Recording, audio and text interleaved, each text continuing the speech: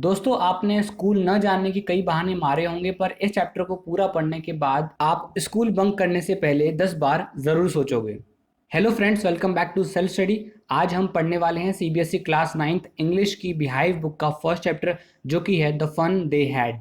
Friends, अगर आप सभी ने इंग्लिश की बिहाइव बुक पढ़ी है तो स्टार्टिंग में ओवरव्यू दिया है हर एक चैप्टर का, जहाँ पर कि आपको हर एक चैप्टर के बारे में थोड़ी थोड़ी चीज़ें पहले से बताई हुई हैं। अगर जिसके पास एनसीईआरटी की बिहाइव बुक नहीं है तो आप वो डाउनलोड कर सकते हो। नीचे डिस्क्रिप्शन में लिंक दिया है सारी बुक्स का, क्योंकि अभी लॉकडाउन चल रहा है तो लॉकडाउन की वजह से काफ़ी सारे बच्चे ऐसे होंगे जो कि अपनी बुक्स नहीं खरीद पाए होंगे। तो जिनके पास स्मार्टफोन है, लैपटॉप है या फिर कंप्यूटर है, तो वो नीचे दिए हुए लिंक्स पर जाके अपनी एनसीईआरटी बुक किसी भी सब्जेक्ट की, किसी भी क्लास की डाउनलोड कर सकते हो और अपनी पढ़ाई स्टार्ट कर सकते हो। क्योंकि गवर्नमेंट ने बोल दिया है कि बच्चे अपनी पढ़ाई घर पे ही स्टार्ट करें। जैसे ही स्कूल खुलेंगे तो उनके ऊपर काफ़ी ज़्यादा प्रेशर आने वाला है एग्जाम्स का। सो फ्रेंड्स, इस चैप्टर में हम पढ़ने वाले हैं हमारी फ्यूचर जनरेशन के बारे में। जो आगे आने वाली हमारी जनरेशन है, आज से 100-150 साल बाद, वो कैसे कंप्लीटली कंप्यूटर्स पे डिपेंड होने वाली है। कैसे वो लोग अपने सारे स्कूल के काम एक रोबोटिक टीचर की हेल्प से और एक कंप्यूटर की हेल्प से करने वाले हैं। जैसे कि आज के वर्ल्ड में, आज की दुनिया में हम अपने स्कूल जाते हैं, सुबह उठते हैं, स्कूल के लिए तैयार होते हैं, अपना बैग पैक करते हैं, अपना होमवर्क करते हैं, अपनी दोस्तों के साथ स्कूल जाते हैं। लेकिन ऐसा कुछ भी हमको यहाँ पर देखने को नहीं मिलेगा इस चैप्टर के अंदर, क्योंकि हम इस चैप्टर में फ्यूचर की बात करने वाले हैं। तो जो फ्यूचर के बच्चे हैं वो कहीं भी उन्हें जाने की ज़रूरत नहीं है। वो अपने घर पे ही अपने कंप्यूटर के हेल्प से अपना टाइम सेलेक्ट करके वो किसी भी टाइम अपनी पढ़ाई कर सकते हैं और वो सारी बुक्स अपनी कंप्यूटर की हेल्प से ही पढ़ सकते हैं। और जो अपना होमवर्क है वो भी वो कंप्यूटर को ही सबमिट करके और सारे अपने आंसर्स जो वो गलत कर रहे हैं उनका रिप्लाई भी वो कंप्यूटर से कैसे लेंगे, इन सब चीज़ों के बारे में हम इस चैप्टर में पढ़ने वाले हैं। तो ये स्टोरी काफ़ी ज़्यादा इंटरेस्टिंग होने वाली है। और ये स्टोरी एक फ्यूचर की एक बच्ची की है जो कि 11 साल की है। उसका नाम मार्गी है। तो मार्गी कैसे रियलाइज़ करती है कि जो पुराने स्कूल्स हैं, जिस जो हमारे स्कूल्स हैं जहाँ पर असली में बच्चे जाते हैं, असली में एक दूसरे से मिलते हैं, तो वो कैसे अलग है उनके फ्यूचर वाले स्कूल से। तो दोस्तों, चैप्टर स्टार्ट करने से पहले मैं आपको बता दूं कि कौन से टॉपिक्स इस चैप्टर में हम पढ़ने वाले हैं। सबसे पहले हम पढ़ेंगे राइटर के बारे में। जो इस चैप्टर के राइटर है उनके बारे में जान लेना बहुत इंपॉर्टेंट है, क्योंकि कई बार एग्जाम में क्वेश्चन आता है कि राइटर हमको क्या मॉरल स्टोरी यहाँ पर बताना चाहता है। तो ये क्वेश्चन भी काफ़ी इंपॉर्टेंट जो कि आपको पूछ सकते हैं आपके एग्जाम में। उसके बाद हम इस चैप्टर का एक छोटा सा इंट्रोडक्शन पढ़ेंगे कि ये स्टोरी किस बारे में है। उसके बाद में हम इस चैप्टर के कैरेक्टर्स पढ़ेंगे। जो इस चैप्टर में कैरेक्टर्स हैं उनके बारे में जान लेना बहुत इंपॉर्टेंट है, क्योंकि आपकी बैक एक्सरसाइज में कैरेक्टर बेस्ड ही क्वेश्चन आते हैं कि इस कैरेक्टर के बारे में बताइए कि ये कैरेक्टर क्या सोचता है। तो ऐसे क्वेश्चन जो आते हैं वो आपके यहाँ पर मैं आपको बता दूंगा कि कौन से कैरेक्टर्स आपके इस स्टोरी में आपको दिखाई देंगे। उसके बाद हम जो अपना मेन पार्ट है इस चैप्टर का एक्सप्लेनेशन, यानी इस चैप्टर की एक शॉर्ट समरी अब मैं आपको एक्सप्लेन करूंगा एक ईजी वे में। तो ये सारा जो चीज़ है हम इस वीडियो में करने वाले हैं। और एक नेक्स्ट वीडियो मैं बनाऊंगा इसी चैप्टर का, जिसके अंदर मैं आपको इस चैप्टर का एक छोटा सा रिकैप दूंगा। और उसके बाद हम उस वीडियो में इस चैप्टर के जो बैक एक्सरसाइज के क्वेश्चन आंसर्स हैं वो करने वाले हैं, ताकि आपका पूरा ये चैप्टर कंप्लीट हो जाएगा एग्जाम पॉइंट ऑफ व्यू से और आप अच्छे मार्क्स स्कोर कर सकते हो। आपकी यहाँ पर समरी भी कंप्लीट हो जाएगी और क्वेश्चन आंसर्स भी आपके कंप्लीट हो जाएंगे। तो अब हम इस चैप्टर के राइटर के बारे में जान लेते हैं। The fun they had is a science fiction story by American writer Isaac Asimov. तो ये स्टोरी है, एक साइंस फिक्शन स्टोरी है। साइंस फिक्शन का मैंने आपको मतलब बता दिया। फिक्शन का मतलब होता है ऐसी कोई चीज़ जो कि रियल नहीं होती, जो कि रियलिटी में एग्जिस्ट नहीं करती। तो ये साइंस की बेसिस पे, साइंस पे आधारित एक ऐसी स्टोरी है जो कि अभी तक रियली में एग्जिस्ट नहीं करती है। ये एक इमेजिनरी स्टोरी है जो कि लिखी गई है अमेरिकन राइटर आइजैक एसिमोव के द्वारा। आइजैक एसिमोव बहुत ज़्यादा पॉपुलर है अपने साइंस फिक्शन और टेक्नोलॉजी और साइंस से रिलेटेड स्टोरीज लिखने के लिए। और दूसरी इंपॉर्टेंट चीज़ ये है कि पहली बार ये स्टोरी छपी गई थी चिल्ड्रंस न्यूज़पेपर इन 1951 में। तो ये स्टोरी 1951 की, यानी काफ़ी ज़्यादा पुरानी ये स्टोरी है जिसके बारे में हम पढ़ने वाले हैं।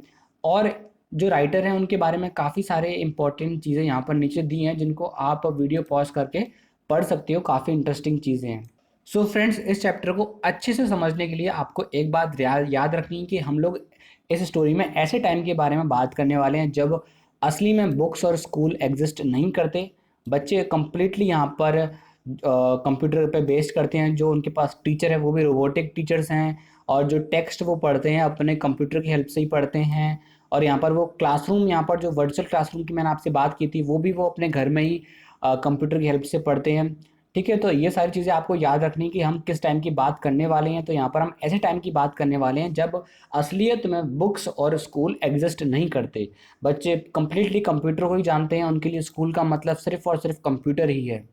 तो अब हम इस चैप्टर के कैरेक्टर्स के बारे में बात कर लेते हैं। तो इस चैप्टर में टोटल 4 कैरेक्टर्स हैं, जिनमें से कि हमारा पहला कैरेक्टर है मार्गी, जो कि इस चैप्टर की हमारी मेन कैरेक्टर है, जो कि एक 11 साल की लड़की है। आपको एज यहाँ पर याद रखनी है, क्योंकि एज यहाँ पर आपके पीछे क्वेश्चंस दिए हैं, वहाँ पर एज पूछी गई है हर एक कैरेक्टर की। उसके बाद जो हमारा टॉमी है, वो मार्गी का दोस्त होता है। ये सेकंड कैरेक्टर है हमारा, जो कि एक 13 साल का लड़का है। इसकी भी एज पीछे एक्सरसाइज में पूछी गई है। उसके बाद मिसेस जोन्स हैं, जो कि मार्गी की मदर हैं। तो आपको याद रखना कि मिसेस जोन्स हैं मार्गी की मदर। उसके बाद जो हमारा चौथा कैरेक्टर है और लास्ट कैरेक्टर है, वो है काउंटिंग इंस्पेक्टर। काउंटिंग इंस्पेक्टर से यहाँ पर कोई भी पुलिस इंस्पेक्टर का मतलब नहीं है। काउंटिंग इंस्पेक्टर से यहाँ पर मतलब है कंप्यूटर मैकेनिक का, ऐसा आदमी जो कि कंप्यूटर को इंस्पेक्ट करता है, कंप्यूटर की जांच करता है और कंप्यूटर को ठीक करता है। तो अब हम इस चैप्टर के समरी और एक्सप्लेनेशन की बात कर लेते हैं। तो ये चैप्टर स्टार्ट होता है इन द ईयर ऑफ 2157, यानी कि आज से हम 150 साल बाद की यहाँ पर बात करने वाले हैं। करीब 150 या 100 साल बाद की हम यहाँ पर बात करने वाले हैं। तो जो ईयर हमको दिया हुआ है जिसमें ये स्टोरी की बात की गई है, तो वो ईयर है 2157। तो इसमें एक लड़की है मार्गी, जो कि इस स्टोरी की मेन कैरेक्टर है। वो अपनी डायरी एंट्री करती है एक रात को, और जिस रात को वो अपनी डायरी लिखती है वो डेट है 17 मई 2157। ये डेट आपको याद रखनी है। इसके बाद वो अपनी डायरी एंट्री में लिखती है, तो इस डेट को जो अपनी डायरी एंट्री करती है उसमें ये लिखती है कि today Tommy found a real book. Tommy, जो कि उसका दोस्त है, एक लड़का 13 साल का, उसको एक रियल बुक मिलती है। तो रियल बुक से यहाँ पर मतलब है प्रिंटेड बुक का, क्योंकि ये लोग कंप्यूटर से अपनी पूरी पढ़ाई करते हैं। ये एक ऐसे टाइम की स्टोरी है जहाँ पर बच्चों के पास असली किताबें नहीं होती, ये कंप्यूटर पे ही सारा डिपेंडेंट रहते हैं, और जो अपनी स्कूलिंग है वो भी कंप्यूटर के थ्रू ही अब करते हैं। तो एक दिन टॉमी को एक रियल बुक मिलती है, और इस रियल बुक के बारे में ही इस चैप्टर में बात की गई है। तो यहाँ पर इस बुक के बारे में बताया गया है कि जो इस बुक के पेजेस हैं वो पूरे के पूरे येलो पड़ चुके हैं, और इस बुक के पेजेस पर रिंकल्स भी आ चुके हैं। रिंकल्स मतलब इस बुक के जो पेजेस हैं वो फोल्डेड हैं। इससे ये पता चलता है कि ये बुक सालों पुरानी है। तो ये आपको याद रखना है कि किस स्टेटमेंट से ये पता चलता है कि ये बुक सालों पुरानी है। उसके बाद अगर हम इस थर्ड पॉइंट को देखें, तो यहाँ पर लिखा है the book is peculiar in the sense that it had the same words on it had when they read it the first time, they were not moving like on a computer television screen. इसका मतलब ये है, मार्गी यहाँ पर ये कह रही है कि इस जो बुक के पन्नों पर जो भी कुछ लिखा हुआ है वो मूव नहीं कर रहा है। जब हम इसको पहली बार पढ़ते हैं और हम इसको दोबारा पढ़ें, तो ये बुक हमें एज इट इज मिलती है। यहाँ पर कोई भी वर्ड्स ऊपर नीचे नहीं हम कर सकते, क्योंकि ये लोग, जो इस टाइम के जो बच्चे हैं, वो कंप्यूटर की हेल्प से पढ़ते हैं, और ये जो अपनी चीज़ें हैं वो स्क्रॉल करके पढ़ते हैं। ये पेजों को पलटते नहीं हैं, बल्कि ये अपने पेजेस को स्क्रॉल करते हैं कंप्यूटर स्क्रीन में। तो ये लोग बहुत सरप्राइज होते हैं कि ये कैसी बुक है कि इसमें हम लोग स्क्रॉल नहीं कर पा रहे हैं, हम लोग यहाँ पर जो वर्ड्स हैं वो ऊपर नीचे नहीं हो रहे हैं, हमको पेजेस को पलटना पड़ रहा है। और जब हम पेजेस को पलटते हैं, तो यहाँ पर जब हम एक पेज पढ़ लेते हैं, तो दोबारा हम वापस अगर उसी पेज पे जाएंगे, तो जो वर्ड्स वहाँ पर लिखे हैं तो वो अभी भी वहीं पर रहते हैं। तो इससे ये पता चलता है कि ये लोग स्क्रोलिंग की कितनी इनको आदत है, और जो मूविंग वर्ड्स देखने की इनको आदत है, जो कि एक रियल बुक में नहीं होता। फिर यहाँ पर जो टॉमी होता है मार्गी का दोस्त, वो ये कहता है कि ये बुक तो एक तरह से वेस्ट है हमारे लिए, क्योंकि हम इसे एक बार पढ़ने के बाद दोबारा यूज़ नहीं कर सकते, हमें इसे फेंकना पड़ेगा। फिर टॉमी कहता है कि जो हमारी टेलीविज़न स्क्रीन, यानी कि जो हमारी कंप्यूटर स्क्रीन है, उसके ऊपर हज़ारों लाखों किताबें हैं जिनको हम बार बार पढ़ सकते हैं, और उन्हें हमें फेंकने की भी ज़रूरत नहीं है। फिर मार्गी भी कहती है कि हाँ, मैं तुम्हारी बात से सहमत हूँ कि ये जो बुक है वो एक तरह से वेस्ट है। बट जो मार्गी होती है वो इस बुक के बारे में जानना चाहती है, क्योंकि उसे पहली बार एक रियल बुक मिलती है जिसको वो देख के सरप्राइज हो जाती है। तो वो इस बुक के बारे में और जानना चाहती है, तो वो पूछती है टॉमी से कि ये बुक किस बारे में। तो टॉमी उसे बताता है कि ये बुक स्कूल के बारे में। फिर मार्गी यहाँ पर सोचने लग जाती है कि ये बुक स्कूल के बारे में, तो एक्चुअल में मार्गी स्कूल को काफ़ी ज़्यादा हेट करती है। तो जब टॉमी उससे कहता है कि ये बुक स्कूल के बारे में, तो वो ये सोचने लग जाती है कि मैं तो स्कूल को बहुत हेट करती हूँ, उसे स्कूल बहुत बुरा लगता है, क्योंकि जो उसका मैकेनिकल टीचर है, जो उसका कंप्यूटर है, वो उसे ज्योग्राफी के टेस्ट पे टेस्ट दिए जाता है और उसके टेस्ट में काफ़ी ज़्यादा गंदे मार्क्स आते हैं, तो वो काफ़ी दुखी होती है और वो ये मन में सोचने लग जाती है। और जब काउंटिंग इंस्पेक्टर यानी कि कंप्यूटर मैकेनिक जब कंप्यूटर को चेक करता है, तो वो ये कहता है कि ये कंप्यूटर 1 घंटे में ठीक हो जाएगा। इससे मार्गी बहुत उदास हो जाती है, क्योंकि मार्गी ये सोचती है कि जब काउंटिंग इंस्पेक्टर आएगा तो हो सकता है कि वो इसे अपने साथ ले जाए और 1-2 महीने बाद लौटाए, क्योंकि मार्गी का जो फ्रेंड होता है टॉमी, एक बार उसका हिस्ट्री का जो सेक्शन है वो पूरा ब्लैंक हो जाता है, तो इसीलिए जो काउंटिंग इंस्पेक्टर है उसका कंप्यूटर ही 1 महीने के लिए ले जाते हैं। तो यहाँ पर मार्गी भी यही सोच रही होती है कि मेरा भी कंप्यूटर अगर 1 महीने को चला जाएगा तो उसे 1 महीने तक पढ़ाई नहीं करनी पड़ेगी। और जब काउंटिंग इंस्पेक्टर मार्गी के कंप्यूटर को ठीक कर देता है, तो वो ये कहता है कि इसमें मार्गी की कोई गलती नहीं कि उसके ज्योग्राफी में मार्क्स कम आ रहे हैं। ये उसकी वजह से है कि जो ज्योग्राफी का सेक्टर है वो मैकेनिकल टीचर का वो एक हाई लेवल पे सेट है, यानी कि जैसे हम जब गेम्स खेलते हैं तो एज के हिसाब से या फिर हमारे लेवल के हिसाब से गेम को हम सेट करते हैं, इजी, हार्ड, मॉडरेट। ऐसे ही जो ज्योग्राफी का सेक्शन है वो हाई लेवल पे सेट अपने आप हो जाता है, जिसकी वजह से मार्गी के मार्क्स बहुत खराब आते हैं। तो वो दोबारा से उसे एक 10 साल की बच्ची के एज ग्रुप में सेट कर देता है, जिससे कि आगे उसे कोई प्रॉब्लम नहीं आएगी। तो ये कंप्यूटर ठीक करने वाली बात मार्गी अपने दिमाग में सोच रही होती है जब वो टॉमी से बात कर रही होती है बुक के बारे में। तो ये सोचने के बाद मार्गी दोबारा से टॉमी के से पूछती है, क्योंकि वो एक्साइटेड होती है पुराने टाइम के स्कूल के बारे में जानने के लिए। तो टॉमी से वो पूछती है कि ये किस टाइप का स्कूल होता है। तो टॉमी उसको बताता है ये एक ऐसा स्कूल है जहाँ पर बच्चे स्कूल जाते हैं, एक बिल्डिंग के अंदर जाते हैं और वहाँ पर एक ह्यूमन टीचर होता है जो कि उनको पढ़ाता है और उनको होमवर्क देता है और उनसे क्वेश्चन भी पूछता है।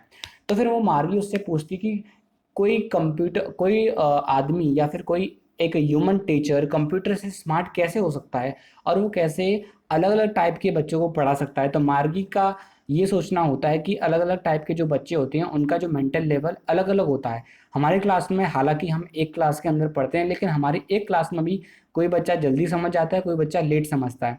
तो मार्गी ये कहती है कि कंप्यूटर हमारे एज के हिसाब से सेट होता है, तो एक ह्यूमन टीचर कैसे सारे बच्चों को एक साथ, जो कि अलग अलग मेंटल लेवल के हैं, उनको एक साथ एक क्लासरूम में कैसे पढ़ा सकता है। और टॉमी जब ये बताता है मार्गी को कि पुराने टाइम में जो जो टीचर्स होते हैं वो एक असली ह्यूमन टीचर्स होते हैं, एक असली आदमी होता है जो कि बच्चों को पढ़ाता है। तो मार्गी ये पूछती है कि कैसे कोई टीचर यानी कि कैसे कोई आदमी को हम अपने स्कूल में, अपने घर में रख सकते हैं पढ़ाने के लिए। तो टॉमी ये कहता कि नहीं नहीं, जो टीचर है वो हमारे घर में नहीं रहता, वो एक स्पेशल बिल्डिंग में सारे बच्चे जाते हैं पढ़ने के लिए, जिसको कि स्कूल बोलते हैं, और वहाँ पर टीचर यानी कि जो ह्यूमन टीचर है वो बच्चों को एक साथ पढ़ाता है, यहाँ पर वो हमारे घर के अंदर नहीं रहता है।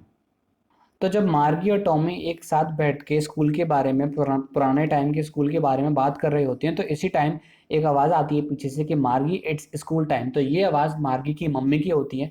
तो उसकी मम्मी उसे याद दिलाती है कि अब तुम्हारे स्कूल का टाइम हो चुका है। फिर मार्गी वहाँ से चल के अपने क्लासरूम यानी कि अपने बेडरूम में जाती है और उसके बेडरूम के साइड में ही उसका मैकेनिकल टीचर का एक सिस्टम होता है, जैसे कि इस फोटो में आपको दिखाई दे रहा होगा। तो उसके बेडरूम में, उसके रूम के अंदर ही बेडरूम के साइड में एक उसका क्लासरूम होता है और वहीं पर जाके वो बैठ जाती है और कंप्यूटर के सामने वो अपनी पढ़ाई स्टार्ट कर देती है। तो मार्गी अपना आज का स्कूल अटेंड करने के लिए अपने कंप्यूटर के सामने जाके बैठ जाती है और अपना होमवर्क इंसर्ट करने के लिए सोचती है, लेकिन मार्गी के मन में अभी भी वही सारी चीज़ें चल रही होती हैं कि पुराने टाइम के स्कूल्स कैसे होते होंगे, जो हमारे ग्रैंडफादर के ग्रैंडफादर हैं, जब वो बच्चे छोटे होंगे तो वो कैसे स्कूल जाया करेंगे, जब वो छोटे होंगे तो वो कैसे अपने दोस्तों के साथ जो कि पड़ोस में रहते हैं उनके साथ हंसी मजाक करते हुए, चिल्लाते हुए स्कूल जाते होंगे और स्कूल के कॉरिडोर में वो खेलते होंगे और एक ही क्लासरूम में बैठ के वो पढ़ाई करते होंगे एक ही टीचर से। और इन सब चीज़ों के बारे में वो सोचती है।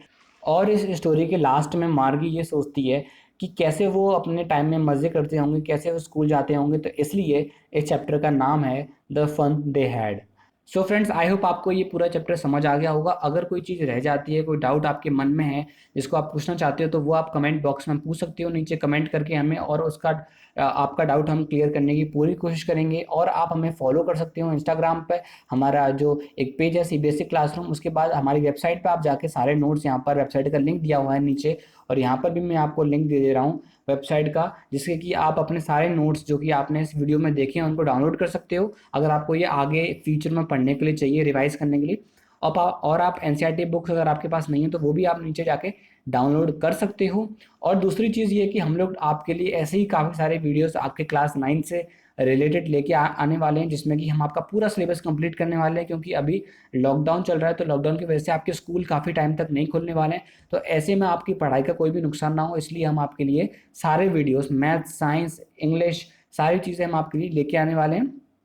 तो इसकी चिंता बिल्कुल मत करो कि लॉकडाउन चल रहा है, बस आप चैनल सब्सक्राइब कर लो और बेल आइकन दबा दो, ताकि आप हमारे चैनल के एक मेंबर बन जाओ, एक हमारी फैमिली के एक मेंबर बन जाओ, जिससे कि आगे कोई भी वीडियो हम अपलोड करते हैं तो आप तक सबसे पहले पहुंच जाए और आप एक टाइम इंटरवल में अपना सिलेबस खत्म कर सको हमारे साथ। और फ्रेंड्स, आपके काफ़ी सारे दोस्त होंगे, आपके क्लासमेट्स होंगे, उनको भी आप यहाँ पर इन्वाइट कर सकते हो हमारे चैनल में एक फैमिली मेंबर बनने के लिए, एक मेंबर बनने के लिए, ताकि आप अपने दोस्तों के साथ पढ़ सको, उनको भी इनवाइट कर लो। तो मिलते हैं अगली वीडियो में, तब तक के लिए जय हिंद, अपना ख्याल रखिए, स्टे फिट, स्टे हेल्दी।